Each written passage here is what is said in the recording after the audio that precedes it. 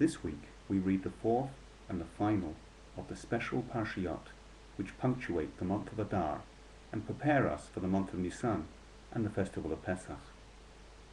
The final of these Parashat is Parashat Hachodesh, when we read of the mitzvot that Moshe gave to the Bnei Israel, to the children of Israel, immediately prior to the very first Exodus.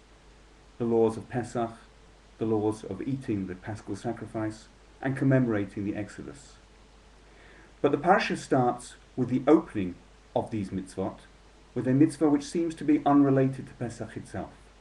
Hachodesh hazeh yeh lachem rosh chadoshim. This month will be to you the beginning of months, or this new moon will be to you the beginning of the new moon.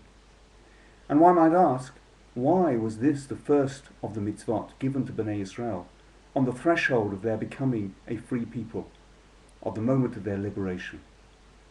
And perhaps the answer is simple, and perhaps it revolves around the use of the word lachem, to you. This month will be to you. A slave is not in control of his own time. He gets up when his master tells him to, he goes to sleep when his master tells him to. But a free person, their Hachodesh hazeh lachem, their month is for them, to do with how they choose. The power of controlling one's own time is the mark of freedom. But there's more to this mitzvah, because as Rashi says, it's not just about when the new moon begins, but the process of Kiddush HaChodesh, declaring that the new moon has begun, and that the Jewish people around the world should now start counting the days of the new month.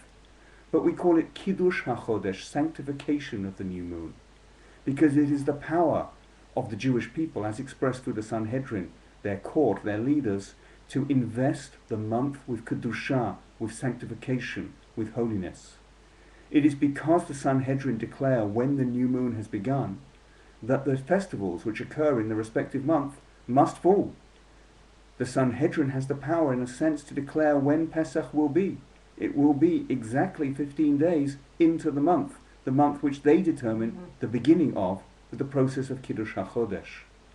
And so the Jewish people, at the moment of their liberation, were not just given control over their own time, they were given the power to make time special, to make time holy.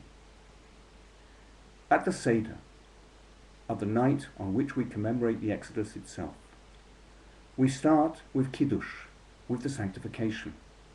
And although this appears to be just the regular beginning of the festival, just like we make Kiddush at the beginning of every Chag and every Shabbat, when we look at the simanim of the Seder, when we look at the list of the various components that make up this night of order, we find 15 such components, of which the first is Kadesh, the first is making Kiddush.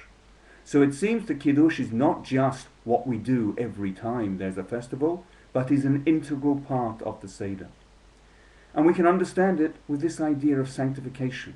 Because by making Kiddush, by holding a cup of wine and saying, Baruch atah Hashem mekadesh Yisrael v'hazmanim, blessed are you Hashem, who sanctifies Israel, and they in turn sanctify the seasons, they sanctify the times, they invest their months and their days with Kedusha, we are declaring that we are free, that we are liberated.